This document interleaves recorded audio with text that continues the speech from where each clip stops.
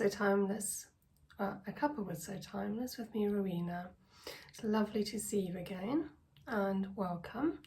And for anybody who's new and not been here before, a very big welcome, and I do hope you come back again soon.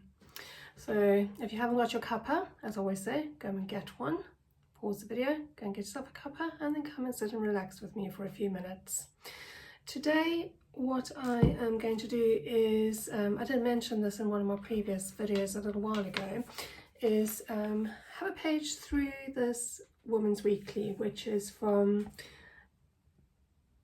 July 1981. And of course, at that time, it was all about the royal wedding, Princess Diana and Prince Charles's wedding. And I can still remember this really well. It was a big thing all over the world. At that time, I was in South Africa in school, and it really was a very big thing. Even though I was quite young at the time, I can still remember a lot of it very clearly because it was such a big thing.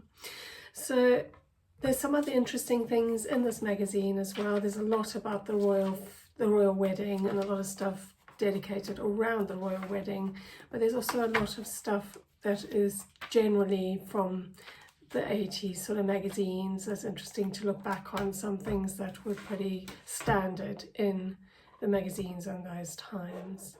So I'll just get a change of scenery, get it focused on the magazine. I don't think sitting and holding it up like this to show you the pages is going to work very well, so we'll do it in a better way, and I'll be back with you very shortly. I hope you can see this clearly. I'll try and keep it as in screen and focus as I can. So this is the front cover of the Women's Weekly from the 25th of July 1981. As you can see, it cost 19p in Great Britain. Australia it was 65 cents, New Zealand 65 cents, Canada $1.50 and Malaysia $1.50. An interesting variety of countries listed there. My daughter was absolutely astounded at the 19p for a magazine. And on the front cover they've got "To celebrate the royal wedding," and you can see the beautiful, must be a hand-drawn or hand-painted picture before the time of AI, of course, of the royal couple. On the back, the usual, I think even nowadays they do this in magazines, advertisement, this time for a pair of curtains, and they've got a free royal wedding crown coin offer when you buy certain curtains or spend a certain amount. So let's have a look inside. So it helps if I start from the beginning. So very first page is a advert for Oil of Olay and your star signs, which most of these types of magazines would have in them, and then another advertisement. Everything was quite geared, I think, towards the royal family. Of course, we know Princess Diana did like horse riding, Prince Charles played polo, so it fits in with the theme there of the royals. Then we have some more advertisements. There's one for a pattern this week, chosen with our larger readers in mind, by Caroline Hunt, and she's giving a little review by the looks of things of a McCall's pattern number 7356, the cost, what you need to make it, and you could actually order it from them. Yeah. Some more advertisements, still the same today, isn't it? Lots of advertisements. Just move my coffee out the way. Then we have an article here, Kiri Kanawa, the opera singer, an article about her, and I think this is a record of what's in, a brief overview what's in this magazine. And this is the opera singer again, showing pictures of her and various things she's done. Outback Heritage, this looks like a story. I must just tell you, I haven't actually looked very closely at this magazine yet, which is why I'm saying it looks like, because this is basically my first time looking in any close detail. So it looks like a story written for the magazine. That was very big in these days. We can see it's Australia, and so you can see the ties here with Britain and Australia, of course, and the royal family on Australia. And maybe Women's Weekly did do that. I'll have to have a look through and see if it was something that was common in those days. Always with the illustration to go with the story. The story is continuing on this side here, and then we have more advertisements, this time for jewellery in the royal theme and along the lines of the royalty. And then Bridal Beauty. Oh, we still have some more of the Outback Heritage story going on around this. And then in the centre here, we've got Bridal Beauty, and it's invaluable. Be sure not to miss Jane Matero's invaluable advice on how to look your best on your wedding day. And it's looking at hair, skin, hands and feet, and your makeup. And some ideas of what to do, how to prepare, that kind of thing. So very similar to what we'd see nowadays, really. Then we have some fashion advice, looks for the lady, and we have, of course, the whole Princess Diana thing going on here. Here we have some sketches of Princess Diana with various outfits of hers, and we have her sort of look going on here. So we know the classic jumper that she wears, jersey, knitted with the little pictures, and we know these sort of styles that she used to wear quite well, if you remember from that time or have ever looked into anything. And just a little description here. Town and country dressing, perfect for outdoor days and enchanted evenings. Lady Diana favours the romantic look with frilly blouses and knickerbockers. So it's giving a, that one there. It's giving a little story of how each of these outfits fit in with Lady Diana's style. And we have a whole page about bridal bouquets, making your own bridal bouquet. Some of these are lovely. Not sure I'd want to attempt to try and make that myself, but very pretty. Some simple ones, some more detailed ones. And this is actually a prayer book decoration of real flowers. That's the bridesmaid's posy. And then you've got the bride's bouquet and bridesmaid again. And it's telling you, showing you how to wire the flowers to put them together in the bouquet. We have some advertisements. We all know Jif is still around. I've seen that in the shops, and just your lemon juice. And some recipes, all in the royal theme again. Some interesting recipes from the 80s. Some same as what we do today. Chicken and avocado salad. Green fruit salad, so just really all the green fruits, and with some lemon juice, some sugar, and the rest of it's just all fruit. Cool creamy custard, making custard with custard powder, I should say, and using some double cream in the milk. And shortbread thins, that would be those there. So an interesting little menu there.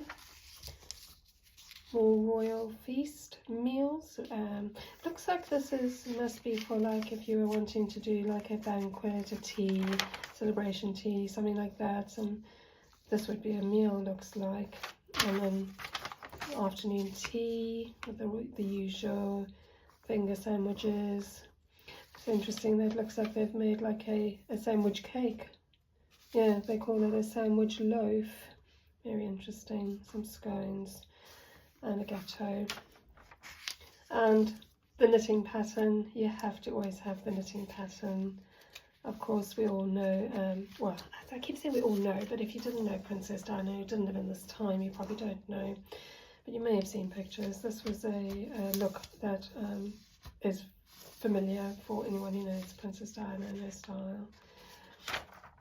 And then we have another story, especially about a bride, and it's Rosamund Pilcher, a famous author who's written this short story. And then an embroidery pattern, Tea with Roses. Isn't that beautiful? Gorgeous tray cloth and a teapot cozy, and you get the embroidery pattern here with instructions of how to do it and what you're going to need for making it up. And that's continuing the embroidery pattern. And then this is another story, it looks like. Looking at life with a man who sees. After a recent train journey, I returned to my car, which I had left in the train station car park, to find that it had been dented by some careless driver. There was no way in which I could identify the culprit, nor ask for redress for the damage, and as I drove away, I reflected that not so long ago it was the custom in a case like this to leave a little note apologising for the damage and giving your name and address. I think it's an article, actually. Most of us would claim to be honest, but if we take a close look at our actions, can we really label ourselves as such? Wonders the man who sees. I wonder if this was an article that was done every month or every week in the Women's Weekly by the man who sees, choosing a different topic. Going back to the embroidery pattern, here it's showing you each of the stitches you would need to do when making the embroidery. So that's really good, gives you full instructions. And then we're getting to more about the royals here now. A Women's Weekly special 8-page pullout about the royal wedding. We have, of course, the pictures of Diana with various members of the royal family and in various things that she was doing, and Prince Charles as well, and stamps for stamp collectors, souvenir cover. Those were big in the 80s. I remember because I collected stamps, you used to get souvenir covers where you'd have the envelope with the stamps on and not the address on it. You didn't used to get the address on it, but you used to have it postmarked so you could use it for your stamp collection. And then these are all the people who were going to be attending the bride. So various members of the royal family and people associated with the royal family who were going to be involved in the royal wedding. So it says here, Lady Diana's love of children is well known, and accordingly she has chosen 7 fortunate youngsters as her bridal attendants. And then it goes through to tell you more about each of them. The groom will be attended by his brothers, Prince Andrew and Prince Edward. And look how young they are there, goodness me. And the glass coach seen in all its splendour at previous royal weddings, so giving a glimpse of what was going to be coming. And then this is going to be showing the royal wedding route, as it says up there, clearly. Showing where they would be, what route would be followed here, various landmarks around the way, what would be seen as they were going down, explaining each of it. And more about that, again, just showing various things that were going to be seen along the route and various things that were important, I guess, to be included. And a bit more about the royal wedding route. And finishing off, there's the jersey I was talking about earlier with the little animals knitted into it. And I mean, I remember this clearly. People went to town making very specific things for this royal wedding. I know it's been done with further royal weddings that we've seen more recently, but I don't know that it's been done to the degree that it's been done at this particular wedding. And then we have a story again, and this seems to be a series that's been written, and I think it's the end of the story. It says the final chapters up here, the final chapters of our dramatic love story. And then we have the we have to always have the doll's pattern. In those days you always had a doll's pattern, and it's a knitted doll's pattern, and of course in the theme of the royal wedding, a wedding dress and a going away outfit. And it's for Cindy, who was probably at this stage maybe equally as big as Barbie. So if you didn't have a Barbie, you had a Cindy. If you didn't have a Cindy, you had a Barbie. So, and Cindy was a slightly different size to Barbie. She was slightly smaller and less shaped than Barbie was. So the patterns were slightly different. And another knitting pattern, this time a his and hers, which you also always had to have in these magazines. I actually have some old patterns that I have in a file from the 80s, and I'll have to get those out sometime and show you, because it's these kinds of things as well.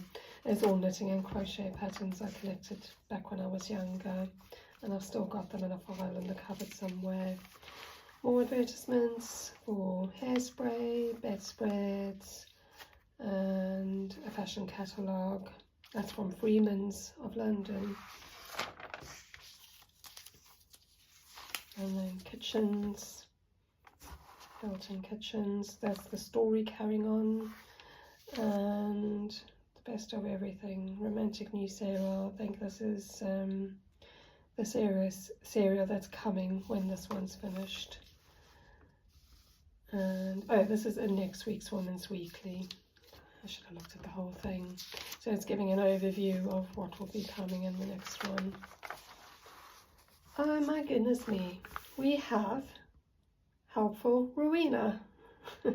Not often I see my own name. And school is over in the woodlands and Mrs. Robin is preparing for a holiday. It's a little story by the looks of things. I think it must be aimed at children maybe. We've broken up, chirruped Richard Robin, scampering into the old well house. No more school until September. Mrs. Roosevelt Robin was hurrying down the stairs carrying a pile of clothes, and she smiled at him a little absent-mindedly. She was busy thinking about the packing she was doing for the Robin family's holidays down at Sandhopper Bay. And then the story goes on. And again we have another advertisement for fashion and for getting catalogues online, postal catalogues, not online. Those days it wasn't online, it was all postal. And more mail order bargains, different things you can buy by mail order. And we have a food warmer, an advertisement for a food warmer, and Pyrex dishes, and talking about a further Women's Weekly fiction series, something about mouth ulcers. Oh, it's an advertisement for Orelso, and it's available from Boots and other chemists. So Boots was around then, of course. We can see that. And I spent my 59th year waiting for this. Oh, a senior citizen rail card that you get on your 60th birthday. And then we have more advertisements for a dessert. We still get these desserts, don't we? Angel's Delight. And your letters to matron. A baby who doesn't get enough sleep is sure to be irritable, and mother writing in about their child not getting enough sleep. This is the rest of the story Outback Heritage from the beginning, so that's continuing to an end there. And then we have more advertisements and the royal wedding calendar. 5 superb original watercolours specially commissioned by Charisma and reproduced in full colour, showing the royal couple, the sailor prince, Lady Diana, a royal night out and the wedding, a beautiful memento and a perfect gift. $2.99. And then we have some high seat chairs here.